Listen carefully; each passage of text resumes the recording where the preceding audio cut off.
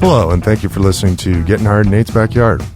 On episode 35 of the podcast, I got to sit down with a man of many talents, Mr. Darren Ollinger. Darren is the creative director at X92.9 here in town. He's also the booker and promoter at the Ship and Anchor Pub. And he plays in two awesome bands, one being Norwegian Icebreaker and the other being Julius Sumner Miller. Check out all the radness that Darren does in the links in the description attached to this podcast. And as always, thank you for listening.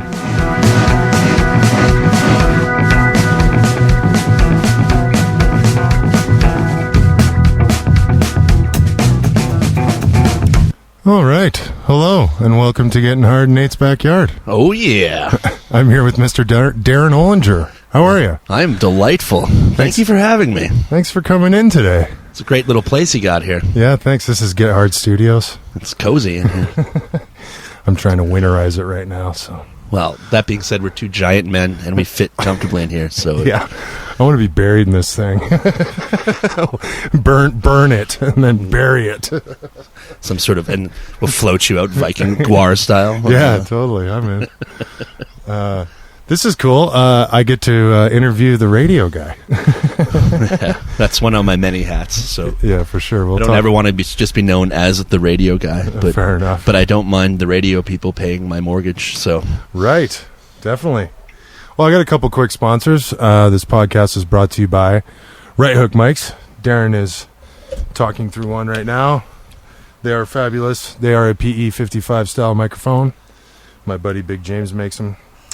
Go to righthookmics.com. He just announced he's putting out a crazy studio condenser mic that I got to get my hands on. Yeah, I saw that on the old Facebook there. That thing is the sexiest thing I think I've ever seen in my life. Yeah, it's gnarly for sure. And he's supposed to send me a gold one. I want to start trying to sell them to all the blues guys. I always wanted one of those brass knuckle mics that he was doing. Yeah. And then I talked to him about it, and he's like, "Yeah, I'll message you next time I get some." And then I have. Yeah, they were like some weird mic holder thing that he was working on, but I don't know. Maybe he violated a patent. I have no idea. Or maybe they're just illegal. Yeah. Those guys have too much power already. Don't give them brass knuckles. That's a lot of violence right there. Mm-hmm. So this podcast is also brought to you by me, Big Nate Productions. Look me up if you want to record, if you want to need some live sound, whatever to do with sound. Hell, I've been doing fucking installs. If you need some outdoor speakers mounted, I can do that too. We'll make your patio sweet, bro. Yeah, totally. We'll pimp out your bus. And then we'll bury you in it. That's it. Calgary Metal Fest later. Go to it, whatever. So I'd like to officially welcome Darren Ollinger. How you doing, man? I'm officially welcomed, and I'm feeling great. Yeah. Cool. So you professionally, as your day job, are a quote-unquote radio guy? Yeah, I'm the creative director at Calgary's alternative X92.9. Nice. Creative director, so that's like manager? It's like do whatever, like editor at a newspaper or something? No, I'm the guy that types the hype. I write all the commercials and promos that you hear. Oh, cool. That's kind of been my radio background for the last 18 years now. So. Nice, yeah. You were telling me before the podcast you got your start in Grand Prairie. Grand Prairie, Alberta, Canada. Wild. I've only driven through it. Yeah, it was... Well, I guess in the grand scheme of small towns to start your career in, Grand Prairie is better than, I don't know, Edson or something like that. Yeah, so. Right. It sounds like radio is like being a teacher. Like you have to go work in some weird, obscure place because you don't have seniority and all this stuff. Yeah, you got to basically go find a job and cut your teeth anywhere. Yeah. And then once you get... And it's really cool the first couple of years. You go to these little dumpy towns. Yeah. And you really... You learn how to do everything because there's only like 6 people doing the whole thing, and you really get good, and you really get to find out what aspect of the business you like the most, kind of thing. So right? Yeah, it seems like a multifaceted business. Like, you know, you got your DJs and stuff, but then you got guys like you that are telling them what to say. Yeah, and then there's producers, lots of techs, and all this kind of stuff. IT guys, and it used to be it's really condensing it as a whole now. So if you don't have a couple of of vocations under your belt, you're probably not going to get a job if you only have the ability to do one thing. Yeah, it seems to be that way with everything. Yeah. Kids learn how to wear many hats. Get you going in life. I have to do that to pay my rent. Fuck, I have to be able to do it live, do it in the studio. Like I was saying, do it on a deck. So yeah, no, it's awesome. Where'd you end up going after Grand Prairie? Where did that shoot you off to? Well, I left mighty, what was it called? 97.7 Sun FM in Grand Prairie, Alberta.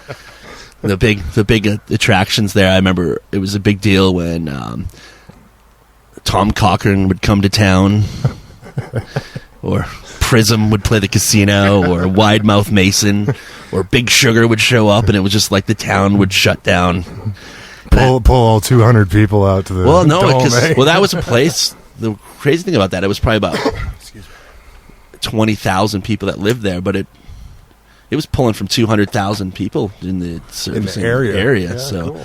So and the biggest attraction I saw there was Alice Cooper played the hockey rink there. In Edson? No, Grand Prairie. Oh, sorry. No, not Edson. I've never been to Edson. I just used that. So. Okay. And it was lame. Fuck, what year was that? 90s? That was 98 or 99 probably. So. Wild. Yeah. He was going off that Wayne's World fame. Newfound Wayne's World fame. Yeah, and then I got a job in Calgary, and I got to come back home. Oh, cool.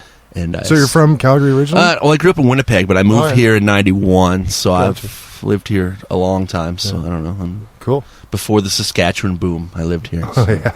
And before all Saskatchewan moved here, mm-hmm.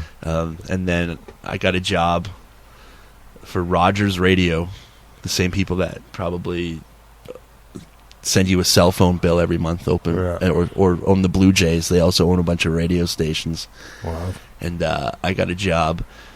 At the time, it was Rock 97, Light 96, 66 CFR. That was the oldies AM station. Oh, yeah. And 960 Classic Country.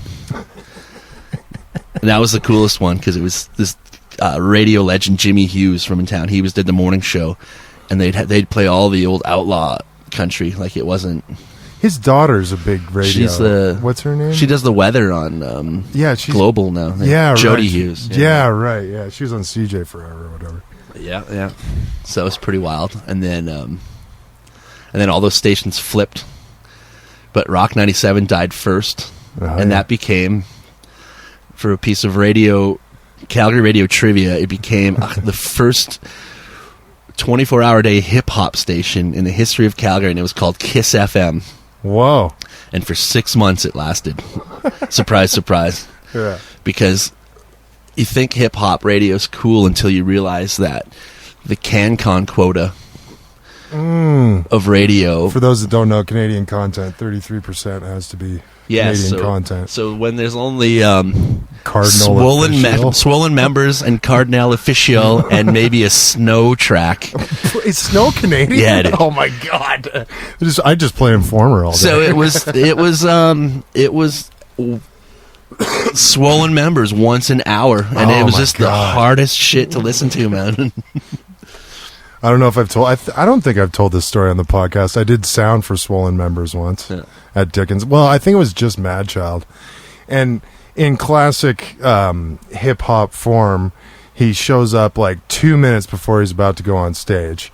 And he has this unit that all his beats are on from the 90s. It's all like duct taped together. It's called an instant replay. And this thing didn't even turn on. So then he's like freaking out. Like, if we would have had a sound check, we would have had this all figured out, right?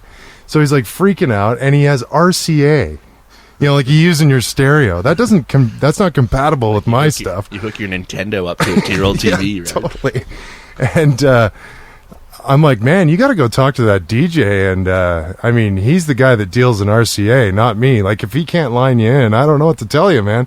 And then it ended up, he's standing behind my board. And he's like, I'll give you $50 if you can hook this up right now. And I was like, it was the old board at Dickens. And I'm like, listen, I can do that. What do you want? Because I can give you all you and no beat, or all beat and you out of the monitors. And he's just like, fuck! He's this like crazy meltdown. And then the DJ ended up getting it going on, and it was all fun. And when he was leaving, standing outside smoking, and he stops in like his like Land Rover or whatever, and he's like, man, so sorry about that, man. You were really awesome. Like, sorry if I got pissed off there. And I was like, no, it's all good, man. Yeah. I had that guy played New Black one time. Really? And Yeah, I same remember thing. that. He fucking showed up. He was supposed to be on at like 11, and he showed up at 10:59 and a half. Oh, yeah. And rolled in like he was the fucking kingpin of the world, man. Oh, for and sure. It was just like, this is so lame. It's so lame. What's funny about a lot of hip-hop guys is they'll be like, I rap this loud. And then they're like, more monitor. It's like, dude, give me some signal. And most of them are just saying they're asking for more monitor because they saw somebody else say that one time at a show. Turn up my headphones. Like, fuck, it's part of their shtick. It's very... I love hip hop. I love the essence of it. I love it. But live, dealing with those guys, a lot of them. There's a few exceptions that are pretty rad. Yeah. But a lot of them, it's just like, why are we fucking doing this? Yeah, I thought one of those ones that would be shitty was Union Underground? No. What do they call it? Sweatshop Union. Sweatshop Union, yeah. Because there's like 5 of them. But they were actually really awesome. One of them's a sound guy, and he's just like, oh, you kind of... helped me out to know what they wanted and stuff. So I had subcontracted all my hip-hop gigs out to somebody else, but he got fired, so I have to start doing them again. But I saw WC from fucking West Side Connections coming. Yeah, I'm all over that. Yeah, That's my favorite hip-hop group of all time. Yeah, I saw him with Ice Cube one time at the Whiskey. Wild. Was that like slammed? Yeah, it was packed, but it was funny. The local hip hop opener gets on at 9 and does his 40 minutes or whatever it is, and then you gotta wait. Then they made you wait for fucking 3 hours. Whoa! It felt like, you know what I mean? Yeah, it was just right. this gap of time, and it's like, what the fuck, man? And Gotta then do they all come that on, free and blow. Did they come down and raise the roof? Was it a good show? yeah, it was good, but it was just, I remember, like, you get lethargic waiting, right? Yeah, like, totally. Holy fuck, when's this starting, man? Yeah, for sure. Yeah, I don't know. We could go into hip-hop all night. I've seen a lot of funny ones, man, but Well, there's John Biscoll. He's a funny one. What's he called? Something Paw? Blood Paw. Yeah. He's fucking pretty good. Yeah.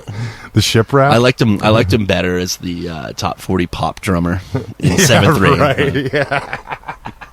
Yeah, he had such cute hair then. He did. I like how he still rocked the giant beard, though. Oh, he was still himself. That was the weirdest thing to watch. I don't know if anybody knows who Johnny is. Yeah, John Biscoll. He was on the What the Fuck cast. Look it up. It's like 23 or something. 25, I think. He's one of my best friends, and he's super funny, but you got to get over this hump before you can realize that it's something else. Yeah. But to watch him be himself around fucking teenage girls, Yeah, totally.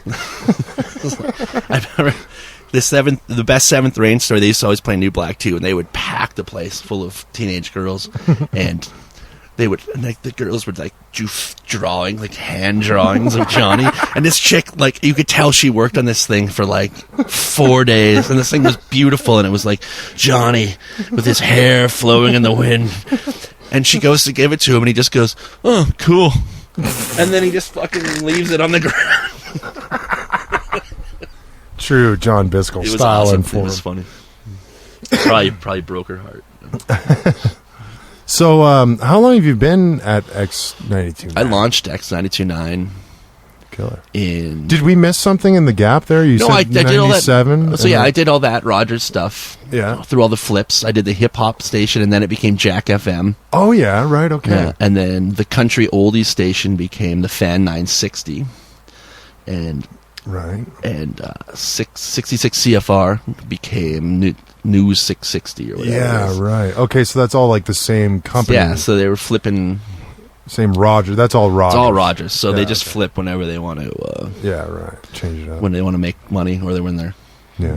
need to freshen it up, basically. Yeah. And then this X92.9 thing happened. I applied for it. I got the gig there. Is that a Rogers company? No, that's standalone. It's a company based out Standalone. of Saskatchewan called Harvard Broadcasting. Oh, wow. Cool. Yeah, so it's a one-off. It's kind of cool because it feels like, because it's just a standalone where it's just like one guy in every department. It feels like you're in this small town radio, but you're in the big city. leagues, right? Yeah, no, that's killer. And I launched that in January of 2007, and I I've been remember there that. ever since. So. Yeah, cool. What's the deal? Like, I mean, I think I know the answer to this question, but I remember when X92.9 launched, I was like, finally, they're playing Alice in Chains on the fucking radio. Like, Yeah. it seemed like that was such a like, this guy's been dead for 10, 15 years. And their music's so rad, and it never gets played. I have to go down to Seattle to listen to it. But the whole commercial-free thing, is that just a straight-up, like, loss leader to try at the beginning? Well, yeah, To try to get everybody to listen? Well, what happens is it's not a loss leader. It's because they don't have any advertisers yet. Ah.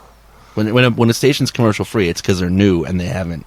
Oh, gotcha. So when the money they have starts, to prove they're on. yeah, on air. They're not gonna. Nobody goes commercial free for very long because you need to pay the bills, right? So, Right. Yeah. So that's kind of how I that love it works. when that happens, though.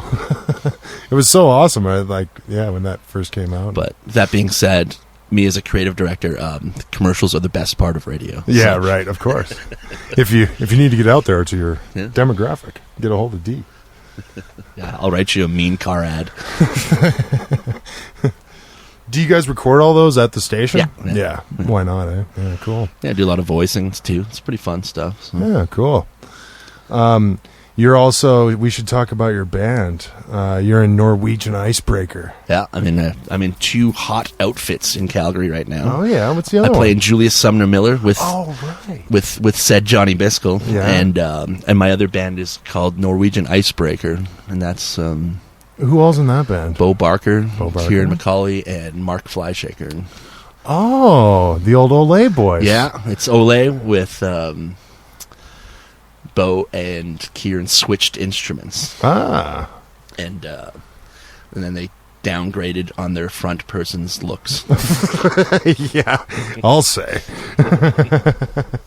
Yeah, no, that's killer. We should. You brought along a little CD of that. You said it's a rough mix, right? It's not mastered. Yeah, and stuff? nothing at all. Yeah. But it All sounds right, pretty cool. banging. So. Yeah, killer. Let's. What's the name of a track that you'd like to listen to? Well, let's play track 5 off this. Okay, cool. And this is called Every System is Dead. And it's an ode to Die Hard 2.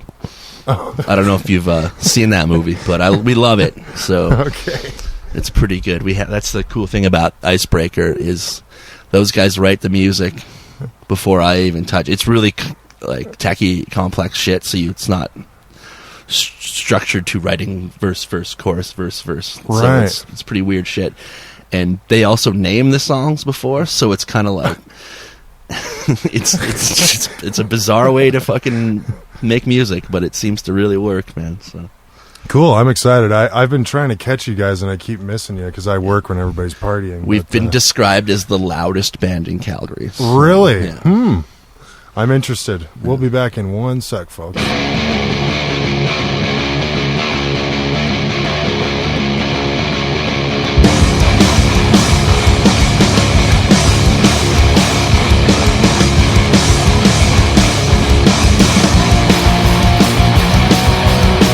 You'll finally see in my lies. We will destroy your lives. Every goddamn system is dead. Every goddamn system is dead. You're the wrong guy in the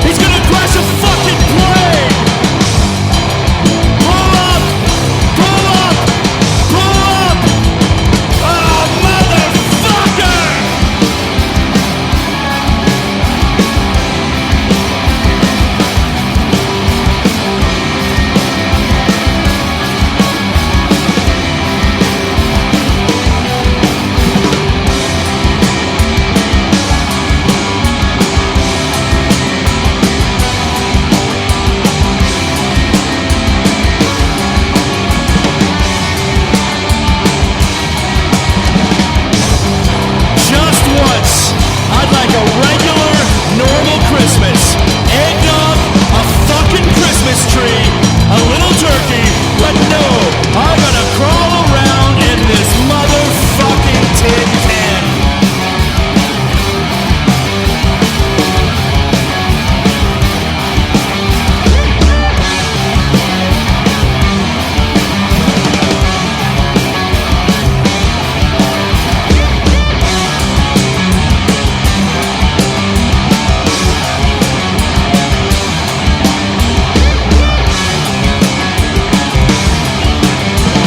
Every goddamn system is dead. That was Every System is Dead? Is that right? Every goddamn system is dead. By Norwegian Icebreaker. Yeah, man. That was fucking killer. Nice work. Thanks. I can't wait to see you guys live, fuck. Yeah, it's Because it wasn't very loud there. We weren't listening to it cranked or anything. yeah, no. That's the only time. The recordings are the first and probably the only time you'll ever hear it clean like that because it's fucking loud, man. Yeah, fair enough. Those guys are masters of the loud. Yeah. Do you guys have any shows coming up or anything? Nothing right now. We played about. Fuck, we went for it for a few months there. I think we played like 6 or 7 in a row. Cool. And then I've been booking this town and playing this town long enough to know that at some point you got to slow the fuck down before you just become... Yeah, new bands. Yeah.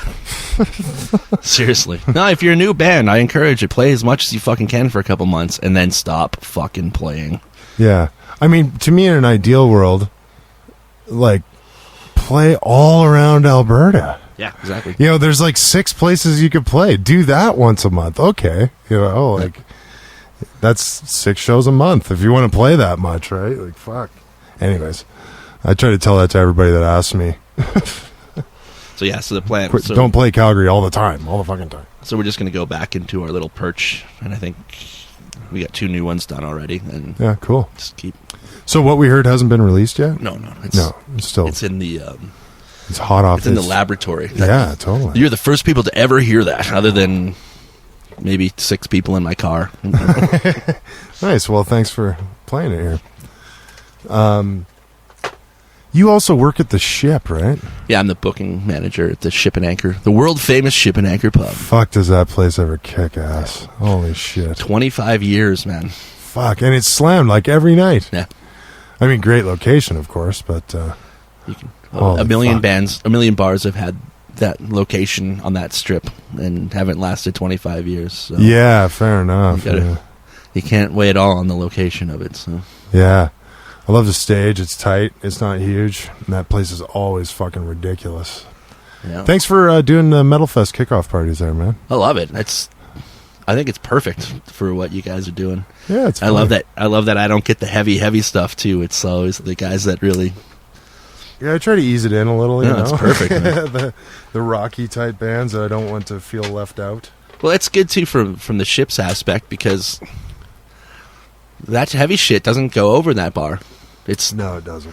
I've tried it. I've dabbled in it a few times, and 2 things happen is, well, I always will support any genre of music because I don't want to get pigeonholed into just doing one type of show all the time. Yeah.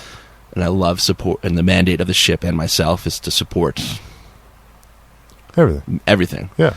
But live music. Live music, yeah. But what happens is there's 2 things: really fucking loud, heavy shit. Unless it's really popular and the whole bar is taken over by their fans, then it's great. But if you bring the local heavy guy in and they only draw like 20 or 30 people, then there's a bar of 150 people that are just there to drink beer, and it's just like, what the fuck? They're like, no, who cares if they want an encore? Yeah, right. Fuck. Yeah. And we were talking about hip hop earlier, and it's the same way with hip hop too, man.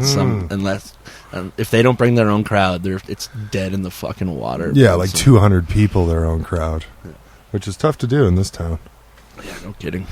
Yeah, I always thought when I moved here, I was like, fuck, if I could put a band together and pull 100 people, that seems like a success to me in this town. You know, of only 1 million, right? If you can constantly draw 100 people, you are easily one of the biggest bands that this town's probably ever fucking seen. Man. Yeah, So, totally. Yeah, not just do it for a month like you were talking. Or not just doing it once. You know? Yeah, right. Which happens. I've seen one of those. The Distortion's been.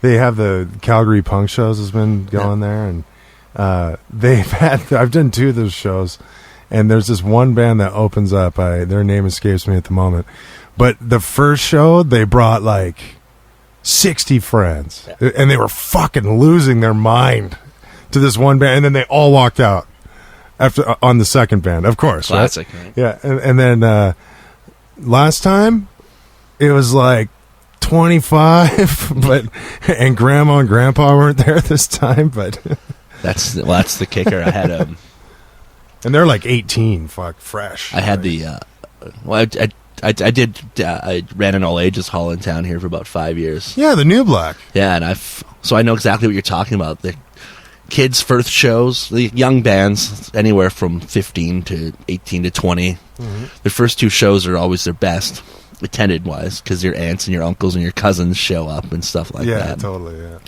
But I always say if you can hold that many people on your 4th show, then you're something, man. Totally. Yeah, exactly. Like that's the music, not just the people or the high school or something. Yeah.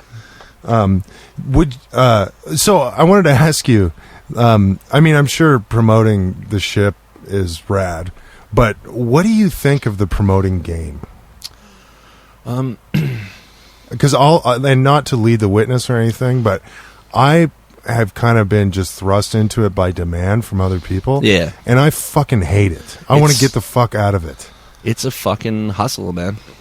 It's a hustle, yeah. All you're doing is you're working hard for other people to not work hard, if that makes sense. You know what I mean? Good way to put it. There's a we could do 4 hours on this shit, man. Well, let's touch on it, because I don't think that the people that listen to this, I don't think they understand what it is. I didn't used to understand what it was before I started doing it. Not just what it is technically, but how, I don't know, it seems like for me personally, like it's a lot of work for fucking zero reward most of the time. Yeah, nobody's wearing your t-shirt, you know what I mean? Well, and not even lots of times, like the shows, because I'm obviously not good at it, they break even. Breaking even. If you're breaking even on a show, you're doing something right, man. Yeah, well, cheers. That's what lots of people have said that. Thank you very much. The rule of thumb is, what is it, 70%? If you can break even on 60% of your shows, wild, you're doing good. You'll lose your shirt on 30% of the shows, and if you make money on 10% of the shows, and then break that 10% and really make some money on like 5%, then that's kind of. Yeah, totally. That's because it's once you've given the key to the bands, it's pretty much out of your fucking hand. I can do all the Facebook event pages you want, and flyering you want, and get the word out you want. But at the end of the day, if nobody wants to see that fucking band, exactly, nobody's going to come. It doesn't matter how many fucking posters you throw at it or radio ads or whatever, right? If nobody cares, nobody fucking cares. Well, and that's the thing where you could really lose your ass is if you're like, I'm going to put some radio ads behind this. And it's fucking $8,000 a week. Yeah, dude. You've lost your ass. And we're on the low end of things too. Like, imagine like losing your shirt on at like a Saddle Dome show or something. Holy fuck, man. Well, remember when... what's that fucking Yarling band from Sweden there? They're huge. They're like the biggest band in the world, and they just canceled at the Saddle Dome there. Damn it. What's their name there? Fuck. And Voivod. Anyways, it'll come to me. The engineer wouldn't sign off on their show. And they had to fucking tear it down and cancel it. Oh, that was... it was at the Corral. With Anthrax? No, it wasn't. No, those guys always seem to. Aren't they opening for? Shit. Just a sec. We got an emergency. Fuck, you were right. Yeah, Anthrax and Volbeat. That's what I was looking for. Yeah, and because it was their stage setup. The fucking Corral couldn't handle it, man. Yeah, I heard it was a beam in the ceiling. They were trying to fly a bunch of shit, and Yeah, like all those buildings. It's weird. The Saddle Dome's bad for that too. I heard that you can't because of the curved ceiling. Yeah. You can only fly Well, not as much as most places. Places. That's why we don't get the Timberlake concerts here. That's kind of good, actually. Yeah. I love it. That's most people I know. That's their debate. It's like, we don't get the cool concerts. I'm like, what do you mean? The only things you're missing out on are fucking U2 and Justin Timberlake. Yeah. They can go to fucking Edmonton, man. Yeah, totally. Yeah, I guess that is the next best place. Yeah, where they all do seem to go. Yeah, no, fuck. Could you like that guy? Holy shit! They must have insurance for that or something. Well, they have to. Like insurance on cancellation insurance. It's probably like in the if you, I'm pretty sure if you're dealing that level of things, your contracts are pretty fucking just pretty pristine, man. Like, slap 3 zeros on the end of everything. Oh shit! Man. Fuck. But I don't know if I can handle that. I guess at the end of the day, losing your money before it happens, before the stage collapses, is way better than fucking than having a great white scenario. Oh, fuck. Yeah, definitely. But yeah, the promoting stuff is it's fun. It's cool because I've been doing it for a long time now, so I have, for lack of a better term, a backbone. Yeah. But when I was in the infancy of me doing it, you're sitting there just trying to appease everybody and make everybody happy. And sure, I'll get you 4 fresh towels and 16 bottles of water and your sliced avocados and oh my god, gee willikers. Big and now star. it's just like, how about you just play a fucking show? Here's a stage. I'll give you some money. Cool. Yeah. Awesome. Stop at Walmart on your way in. Grab your water and towels. Fuck. Yeah, crazy. So, would you, and maybe I should ask this before, I can cut this out if we need to, but would you be interested in talking about the New Black and what happened with the New Black? Yeah, we can talk all you want. All right, cool, because I think some of the people listening don't know exactly why it shut down, and maybe.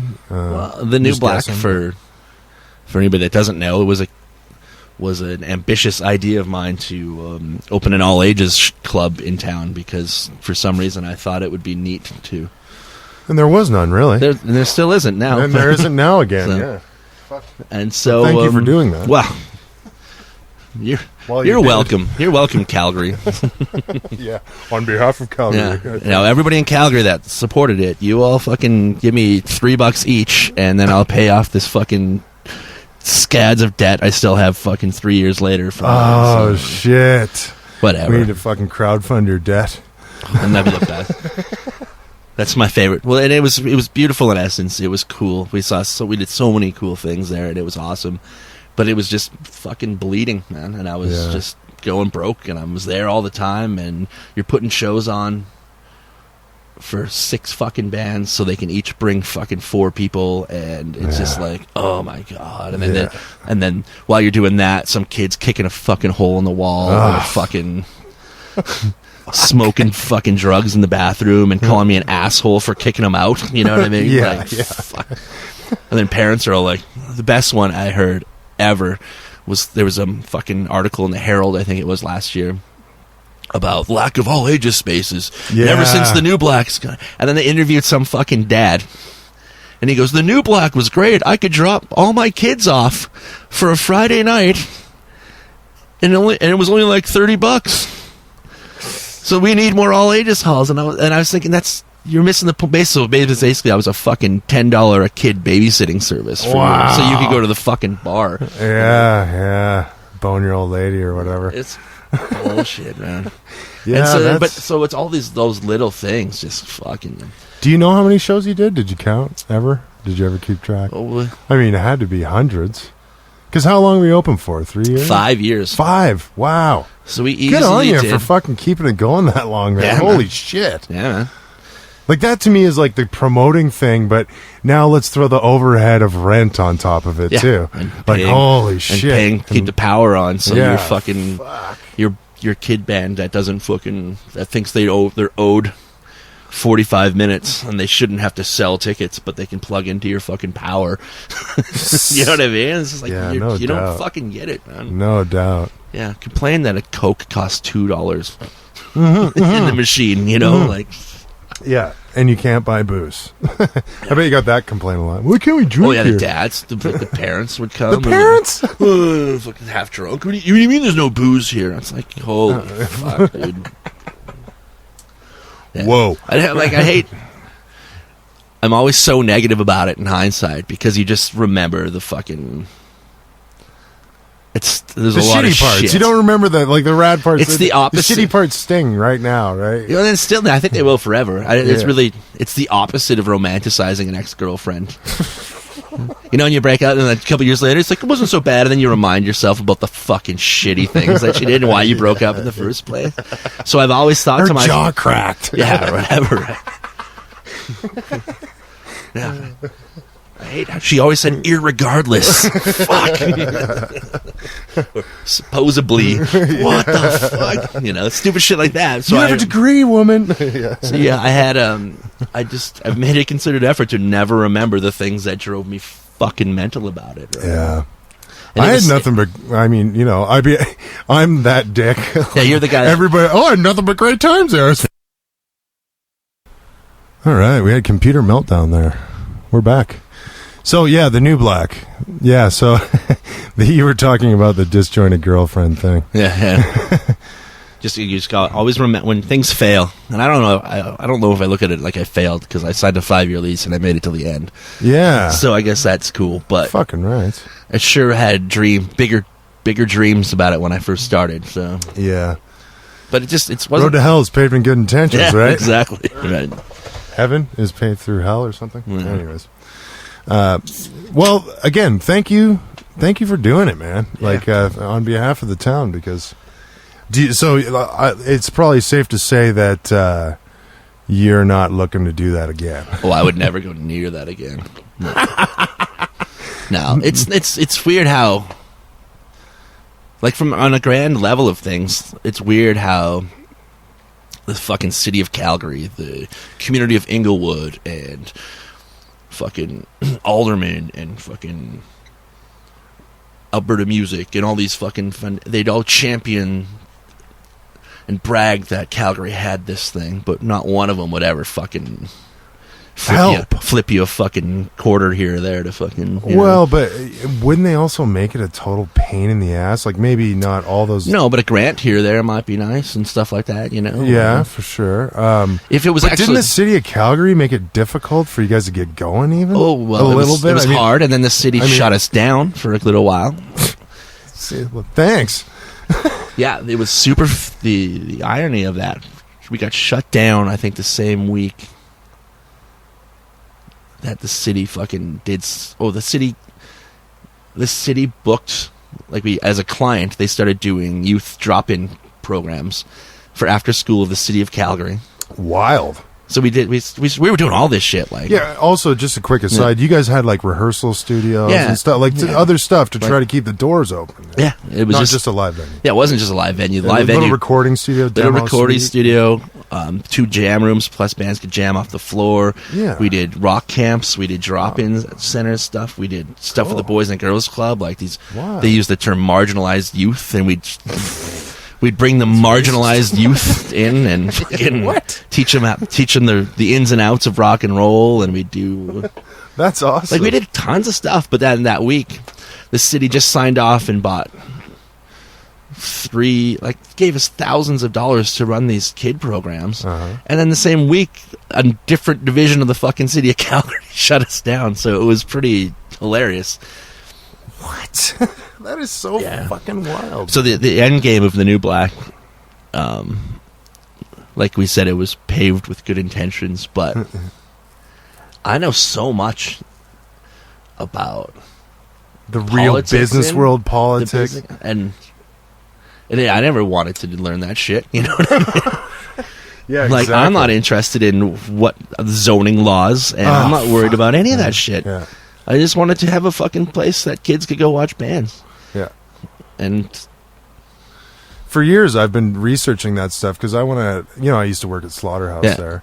And when I got fired, I was like, I'm going to make my own. Right. And fuck, man, like the zoning and the rent. This fucking town, there's no fucking ocean here. There's no port. Like, what the fuck? New Black, the rent was $4,000 a month. What in the fucking right fuck? And how many square feet? Like 2,500? 2,700 square feet. Just because it's upstairs of its location. Because it's in Inglewood. Fuck. Yeah. And I was stupid from the get-go because I didn't know better. I thought, oh, fuck, we can make that happen. Yeah, you're like... There'll be bands jamming here. We'll do this. We'll do that. And then if you get the first band that jams for 2 hours, I'm like, oh, I forgot my fucking wallet at home. You know what I mean? It's like...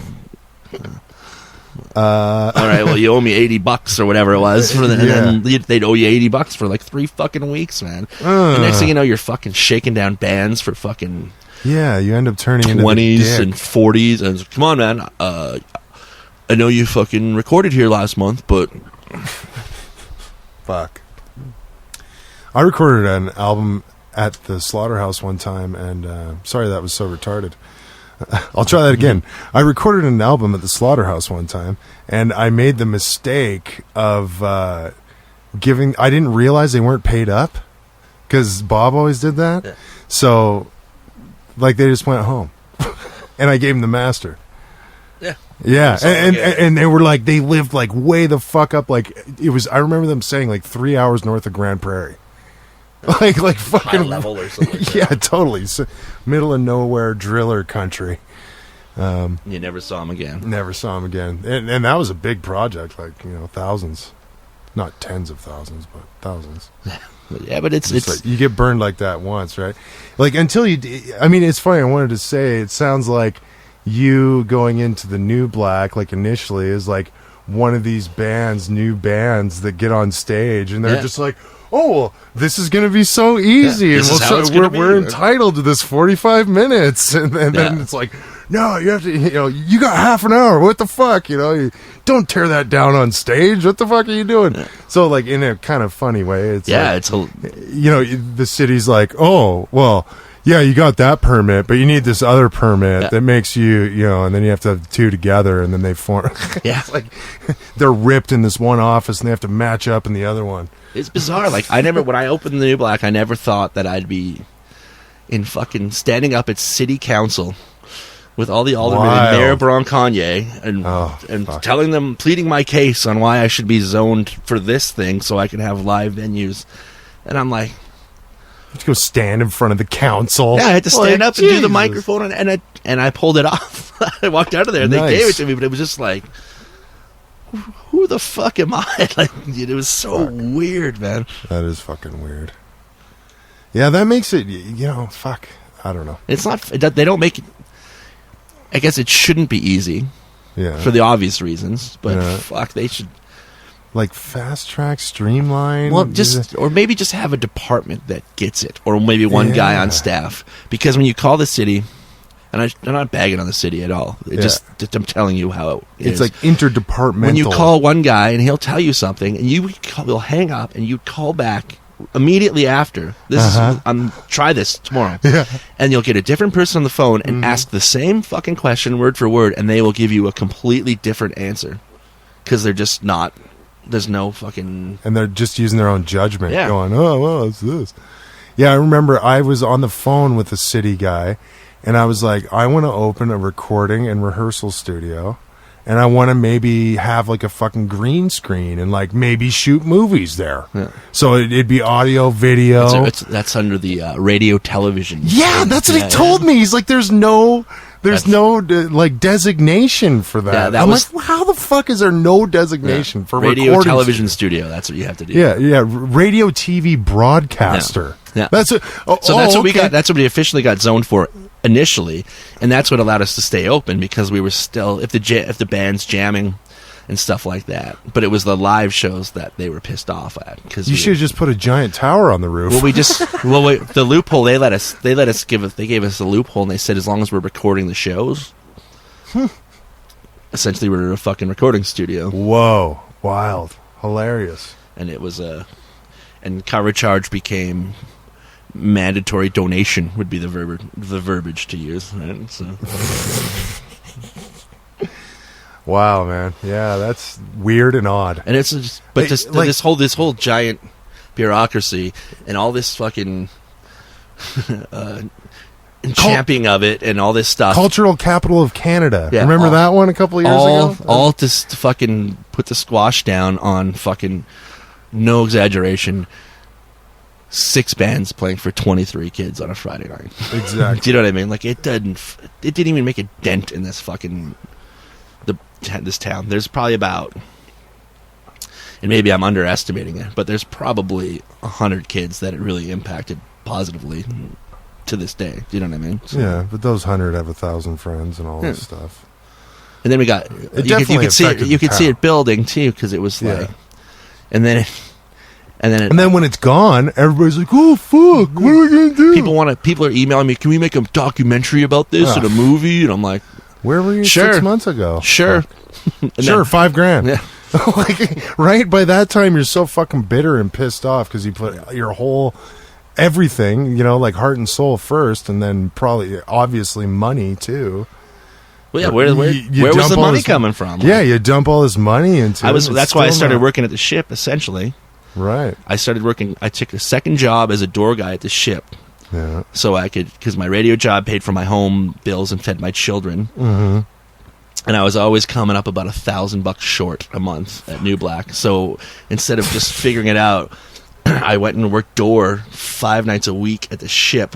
Right. To pay the rest. To pay the $1,000. While these people are sitting there with their hands out. Well, my band deserves this, or, well, I did sound here tonight, so I need $200 or whatever, right? Just 1 sec. Yeah. Well, fuck. All I can say is fucking good on you, man, for doing it, because nobody else has the fucking balls to do that. Who the fuck has the balls to do this? Nobody. And then people try, and they're like, well, I got to crowdfund. Yeah, to start an all-ages gig, or... yeah. And then people are like, somebody's trying it right now. I got asked to have a meeting to figure, because the city's already shutting them down or whatever. Uh-huh. I'm like, yeah, that's going to happen really quick. What do you suggest we should do? I'm like, get out and don't fucking do it, because it's not worth it, man. Yeah, they're going to be fighting you every fucking... Well, it's not even the city. It's the people that don't like... The city didn't shut us down. The city shut us down due to a complaint from the accountant firm underneath us that didn't like the cut of the jib of the kids that were hanging around their building. After they were closed? Yeah. So they found some loophole. They found some loophole in the zoning thing, and that's where it all came down to, man. They have some unpaid intern they had researching it. Fuck. Yeah. Dicks. So, and the city's just acting accordingly to their bylaws, right? Right, yeah. I mean, if they write the laws, you got to enforce them, I guess, when you have all these guys out there enforcing them. Holy fuck. They were pissed. The accounting firm was pissed off. This is the best one, was the Calgary Herald did a 2-page spread on us and took pictures of a couple of the guys that were working there at the time with me in front of the back door, and their sign was in the picture. Oh. And they were livid that they were associated with it. Oh, no. Their stock went down. Yeah, right.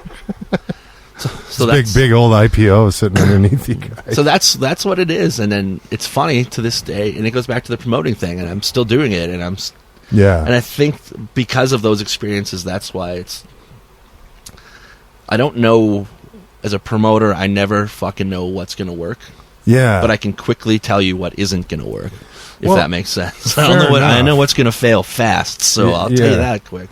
Well, and that's why you see a lot of promoters, I think, kind of only doing what they know is going to crack, right? Like you said, you're not going to have, you don't have country bands at the ship. I have a lot of country bands. Oh, do you? Oh, sorry. We do the Saturday afternoons and stuff, but there's an audience for that, and it's huge. But I'm not going to do a country band on a Friday night, but I'll do it on a Saturday afternoon, right? Right.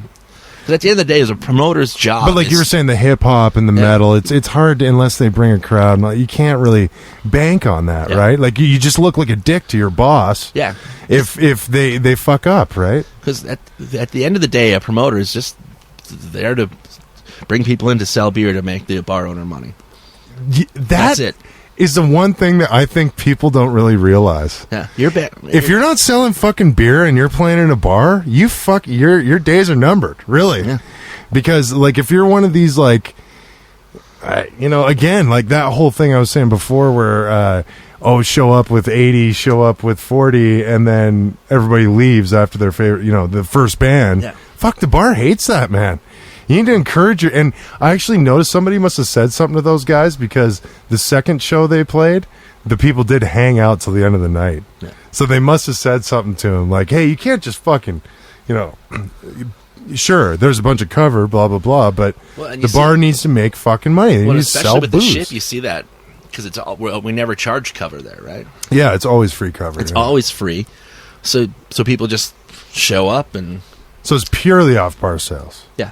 Yeah, like your whole budget for your bands and everything is based off that. So if the bands aren't making the sales that the bar needs, like, fuck, it's simple. Yeah, and I'm 101 economics, right? And I'm pretty... I'll always pay the bands. Even if it's a dead night, you're getting paid regardless. So you have the ship is kind of cool with that because I have the ability to...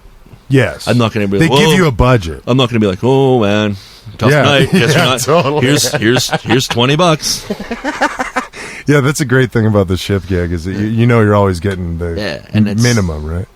Because Which must be nice from all those New Black days where you're like, here's $20. Well, even playing bands, I know it's like, well, fuck, I guess we're not getting paid tonight, and it's your own fault because you see it as a promoter and a venue owner and a band, so I know that. Yeah, they're all sorry to cut you off, but they're all on stage going, playing in front of 4 people, right? Like, don't expect to get $100 if you're saying shit like that on stage. Yeah, and then they're mad, and then they blame the fucking lack of Facebook event or whatever, right? Well, or the promoter. Yeah, it's like, listen, all very simple. You book the show, which is the power again, right? You give them a place to hook in the power, then you tell people about it. So yeah, you do a Facebook event, you make some posters. I mean, maybe some venues get tickets made, and then you go out there and promote it as much as you can and everything. But like you said earlier, if nobody gives a shit about your band, it's hard to promote to nobody. Yeah, it's hard to tell all these people about some band that nobody likes or whatever. So some bands, like, I find they try really hard and they're not hitting and they keep going, and it's like, those can be tough. And then, but there's something so commendable about it, like if I'll look to see what a band's doing for the show, right? I do too. And if I've seen that all 4 members of their band have put a Facebook post on their personal site, hey, come to my show tonight. Yeah. They're talking about it. Maybe a Twitter drop or something like that. It doesn't have to be much, but if I see that, that's good enough for me, man. That's something. It's something. It's an effort, right? Yeah. I know how that is. I can barely get some guys in my band. Well, definitely my guitar player is not very computer literate, but it's hard to even get guys in my band to fucking, like, say they're going to the event. I've said it multiple times at Jam. I'm like, fuck, can you acknowledge the fact that we're playing a show or that there's a Big Nate production or something like that, right? Like, just say you're going and don't go. Like, lie to the world. So it's so fucked. And all it really needs is just, and it's not going to solve it all, but if everybody just has a focused effort. Yeah. That's a good way to put it. And you're not really blaming anybody if it doesn't work out. But if everybody has the good intention of it, and it doesn't work out, then whatever. Yeah. Then there's nothing to blame, and there's nothing to be sour about. Yeah. Because everybody's done their part. Because that's all you can do. I've had a million fucking shows that had 200 people coming on Facebook, but that's gotten so 14 weird. Show up. You know what I mean? So. The math on that, I've watched the math on that. I remember a little while where the way they had Facebook all dickered was like it would say there was 100 going, but then like more people were showing up. Yeah. And then it was bang on, and now it's slowly gone down to this, like, you're getting 10%. What? Yeah. I mean, but it's not hard. But if you even go back on it, like if 100 people said yes, sure, 100 people might be at the show. But if you actually checked off the names that said yes, that are actually there, it's probably fucking 15%. You know what I mean? Like, right, but more people saw.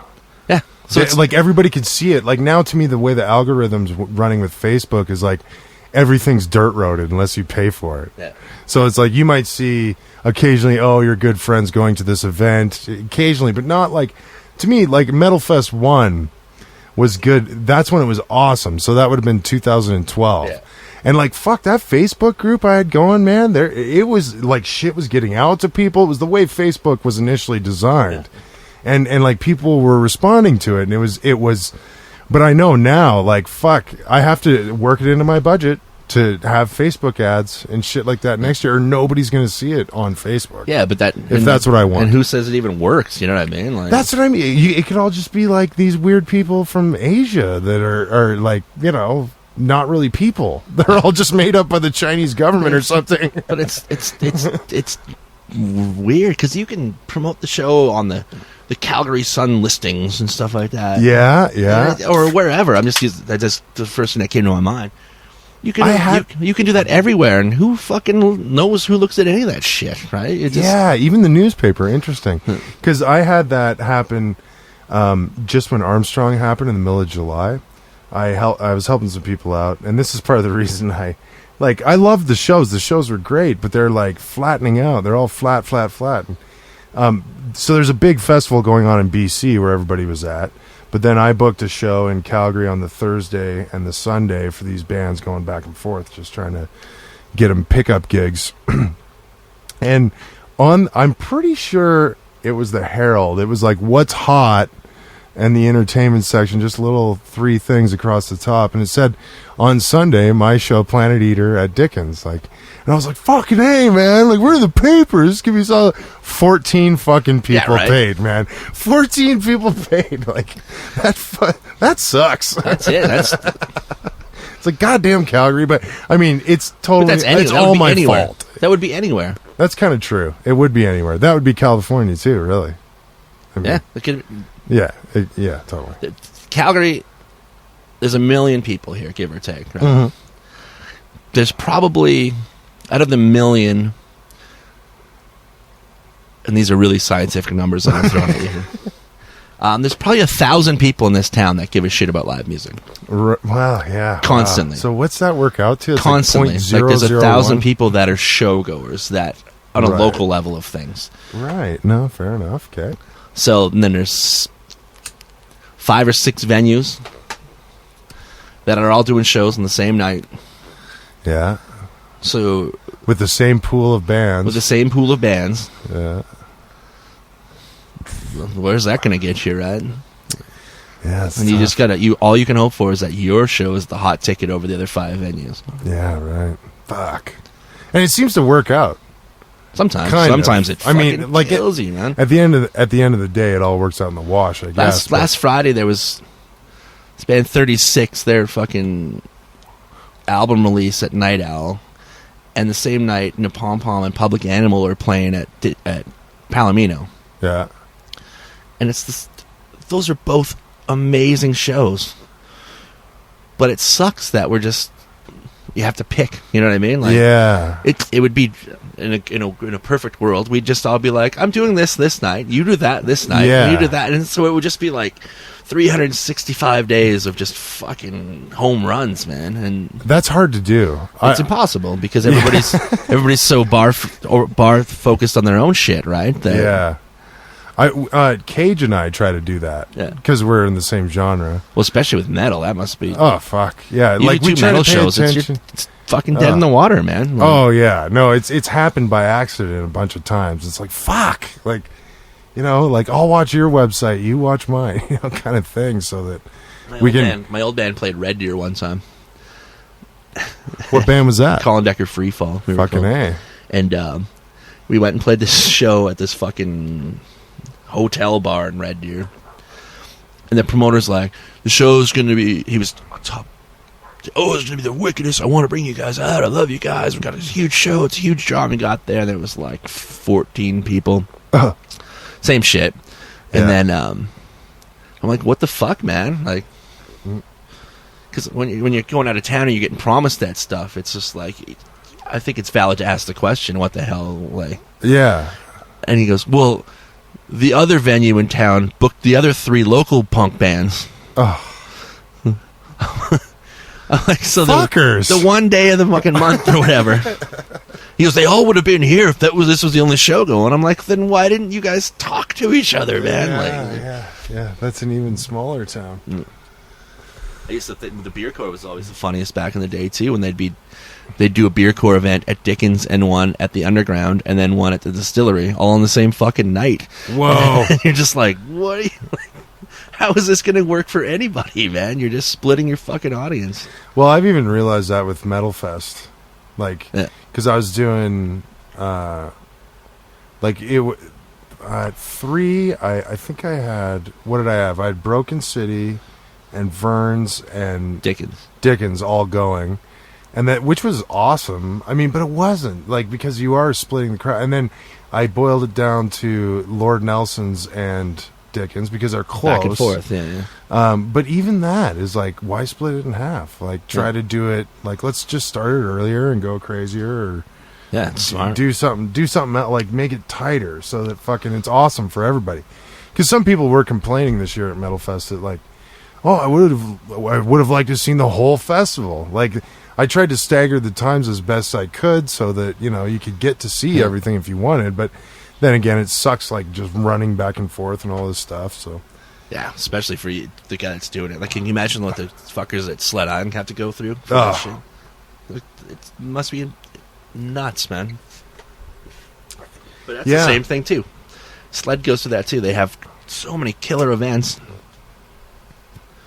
but you get to see one. But when you're seeing one, you're missing out on 4, right? So it's that was weird this year with Fu Manchu at Dickens. Yeah, like that was supposed to be huge. You know, like they tell the bar this is gonna be fucking massive, right? I bet they say it to everybody though. Yeah. But, and then, you know, you'd think, too, Fu Manchu would be huge. But they're playing the next night at the Palomino, so it was really odd. Yeah, and then it was on a Thursday, too. But then the Palomino show wasn't... Really? I heard that it wasn't... It was packed, but it wasn't... Yeah. Because it was just a one-night thing, that would have been fucking... Wherever it was, it would have been nuts. Right. Yeah, no, for sure.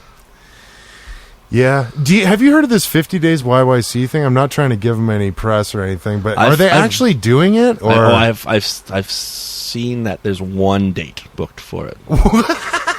Isn't it supposed to be going by now? Well, I don't know. It's because I remember when they started, it was going to start in August and go through September or something. The last thing I saw was that it was in the the field behind the Wild Rose Brewery. They were going to do a kickoff event. That was the last thing I saw. Wild. Yeah. I was just upset that none of my bands got asked to play. Me too. I don't know. Did John Biscoe get asked to play? Seventh Rain reunion.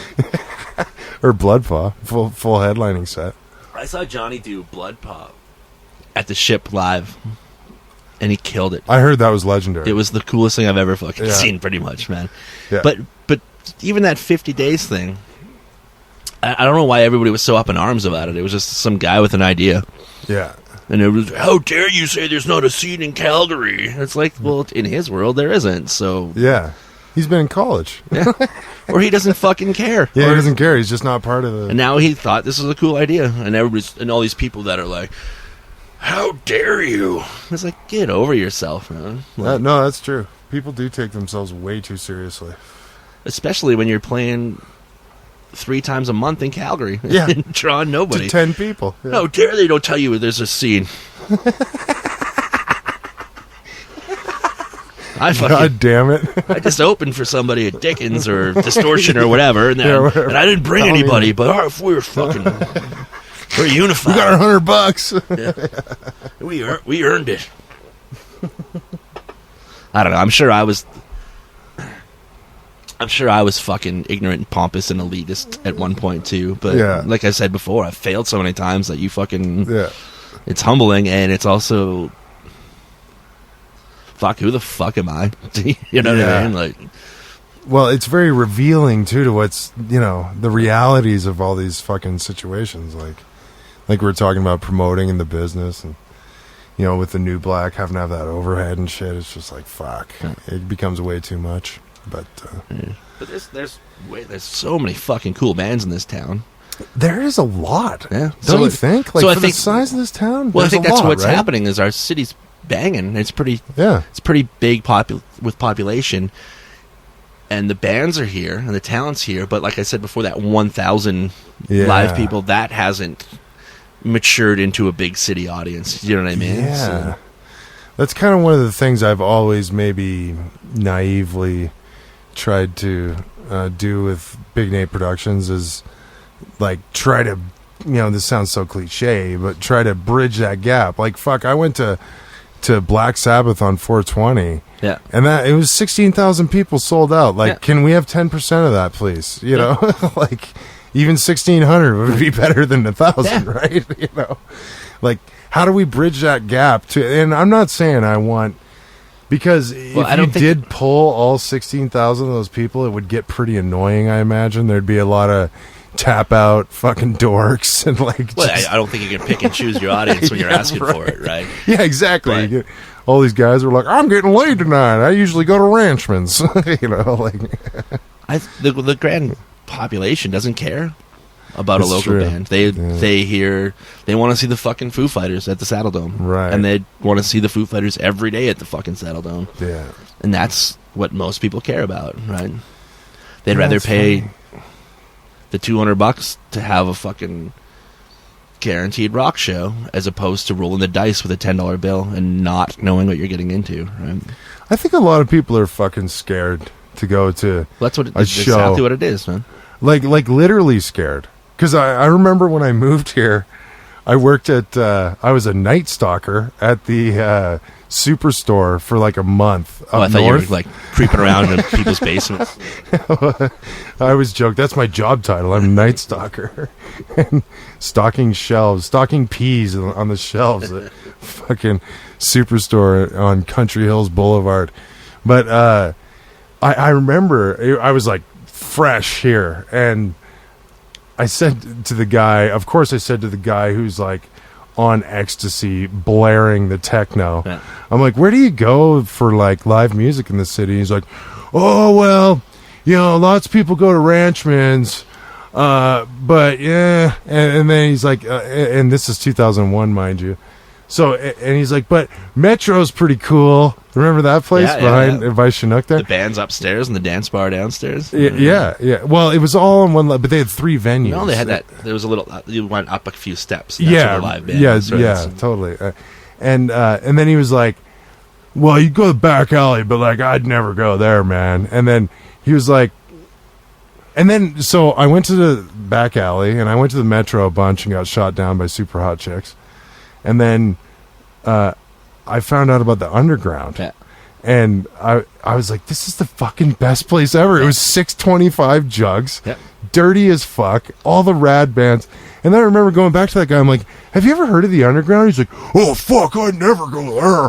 And it's just like, dude, like I thought I approached you because you look like the one that was kind of into stuff around here. And you totally have no idea. You're just K-holing at work. It's so fun. We used to do that too, like all that shit. When we were kids in high school, we started putting on all ages shows at the Black Lounge at the university.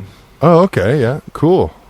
That's kind of a small venue, but yeah, it was awesome at the time. And they'd fucking legitimately let 16-year-olds rent their fucking venue for the night. Wow.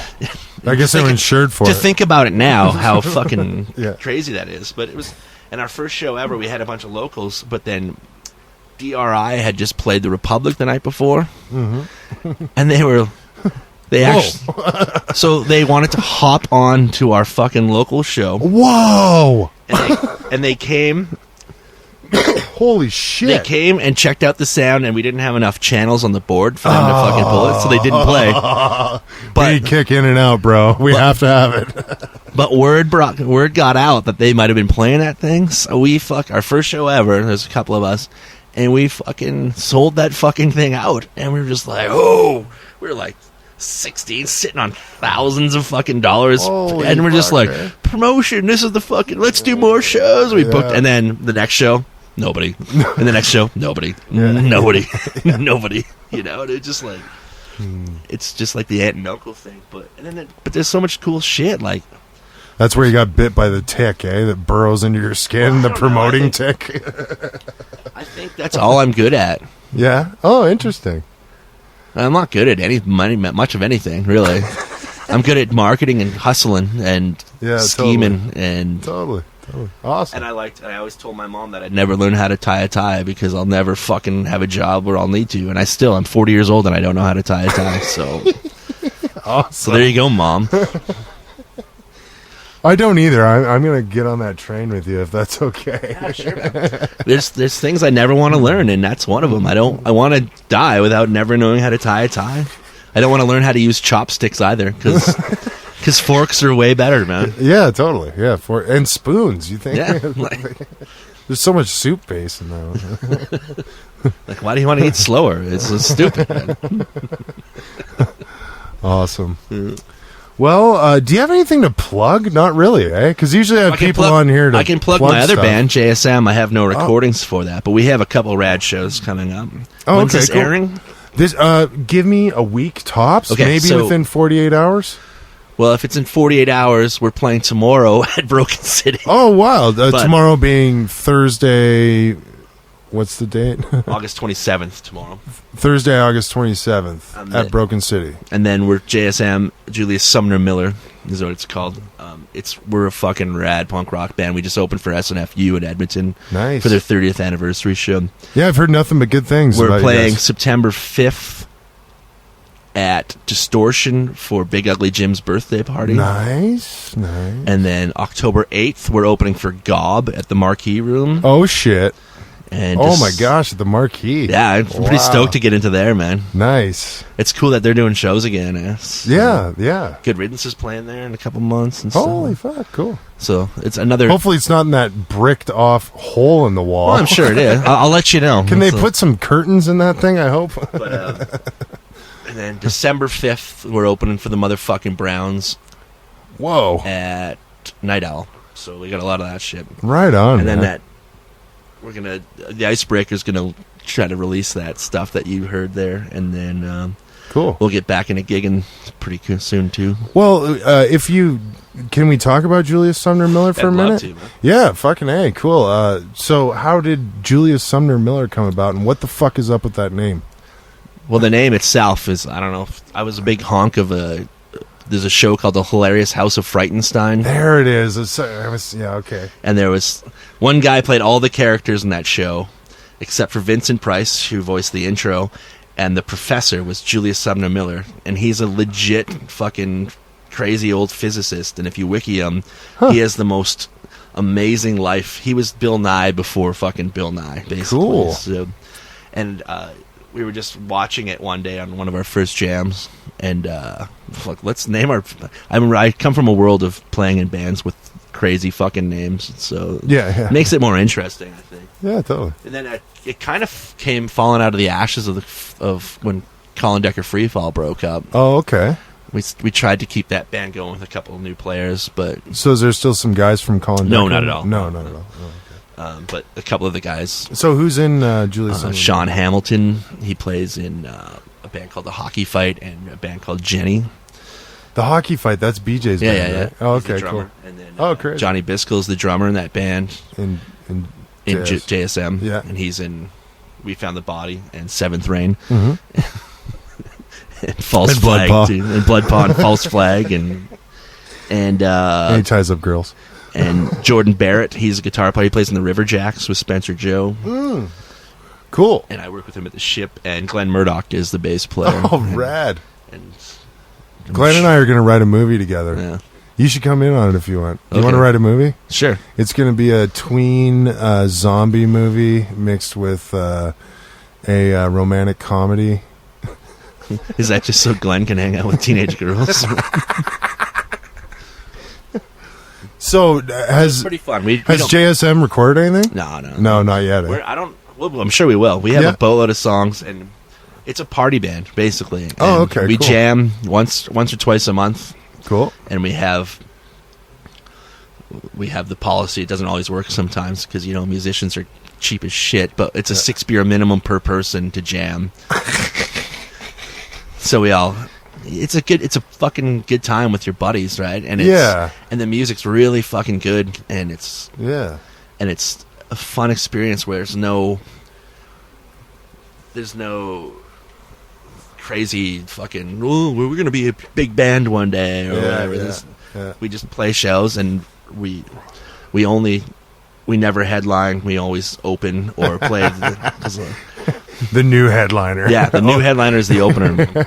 Or second band. But it's cool because we bring the fucking party, and we bring it hard. Like, good. And the crowd's amped, and I think we're the best. If a promoter wants to book us, we will. I can't guarantee we'll bring people, but the people that are there are going to want to drink all your fucking beer by the end of the night. See, so there you go, folks. That's how you do it. Yeah, you make them smile, you make them fucking laugh, party, and.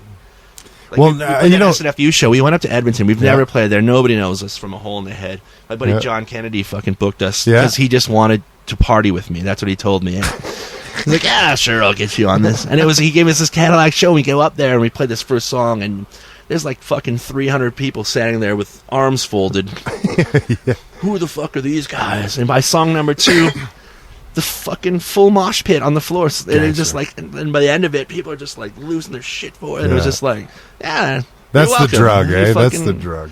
That's all it is, and it's not. We're not changing the world or with our music or anything. But it's just we're singing about funny shit. We're having a good time, and it's awesome. Yeah, it's fun. So if you want a good fucking party, man, come see JSM and you won't regret it, man. It's super fun. Well, it's funny. The podcast listeners know who Nancy is, sort of. She's kind of like the guy on Home Improvement that's over the fence. But we work together a lot, obviously, and she doesn't tell me about bands much unless they're like really fucking awesome. And she's like, "Oh man, you got to see Julius Sumner Miller. They're really killer." Yeah, she was at Distortion last time we played. Yeah, I imagine. Yeah, it was fun, man. Like I say, I'm music business dick, so I'm doing sound when everybody's partying, I'm working, right? Same like you, right? It's I'll only see your band if I'm playing with you or I've booked you. Yeah, totally. Because I don't have. If I have a night off, I have a family that I'm going to go hang out with. Yeah. Sorry, your band doesn't have dibs over my kids. Yeah, and or sleep. Yeah. Yeah. I could get an extra 3 hours this night. Yeah, it's going to be great, but it's fun. I love it. I love that. I love the business of it, and I hope I didn't come across too bitter about the promotion. No, not at all. I love the promotion side of things. It's fucking fun. Yeah, and it's exciting when a show works. Yes, and when it goes smooth and everybody's having a good time. Yeah, you kind of have this. Fuck, this is all me. You're not really right, but it's like. Yeah. Yeah, nobody saw the 100 shitty ones before that, where you're just like, fuck. It's cool, like, and then once in a while you get to work with like, I booked Teenage Bottle Rocket a couple months ago. Nice. And that's one of my favorite fucking bands in real life. And totally. Those guys are like buddies of mine in real life, and they're like, hey, we're coming through town. I'm like, you should come play here. They're like, okay. And next thing you know, you're working with. And so you get like once in a while, it's just like. Fuck, this is awesome. Then you get to work with rad bands, and then the next time you get to work with fucking Mad Child, and you're like, oh god. Don't shoot me, Mad Child. Yeah. Don't shoot at me. What are the Canadian juggalos called? The Battle Axe Warriors? Really? That's what he calls your Battle Axe Warriors. They should just be called Canadian juggalos. Oh my. Oh, okay. Yeah, wow. Holy shit. Yeah. That's like a bad movie. Like a bad version of Inception. Awesome. Well, fucking A. Thanks for coming over, man. Thanks for sitting down. I love this place. Yeah. I just want to... Feel free to stay here for a while. I don't want to leave. Don't leave. Hang out for a while. I don't have my kids in bed. I don't know. I can hang out. But it's super fun, and thanks a lot for plugging it. Yeah. Maybe throw another Icebreaker song on to play. Yeah, that's what I was going to say. Off of Baby, I Made You a Mixtape? No, just kidding. For some reason, the codes on this CD got all changed around. Yeah, now I don't remember what my song titles are. Yeah, no, we'll play something off the upcoming Norwegian Icebreaker EP. Yeah, dude. And send me. I want to hear the Julius Sumner Miller. I want to see you guys. I want to hear you guys. Throw those dates out again, real quick. Oh, JSM is playing August 27th at Broken City. Cool. September 5th at Distortion. October 8th at the Marquee. We're opening for Canadian pop punk legends Gob. Oh shit. No, oh shit's not. No, playing. yeah, sorry. They play enough. say. Burn. And December 5th, we're opening for the Browns at Night Owl. Killer. Well, thanks for getting hard in Nate's backyard, You bet, man. buddy. Anytime, man. Cheers. Thanks for listening, everybody. All those links to the shows he mentioned will be in the description. And you can always hear this on BigNateProductions.com streaming, or obviously iTunes. You're listening to it that way somehow. Podcast Addict if you're on Android. Yeah. Thanks a lot for listening, everybody. Have a good night.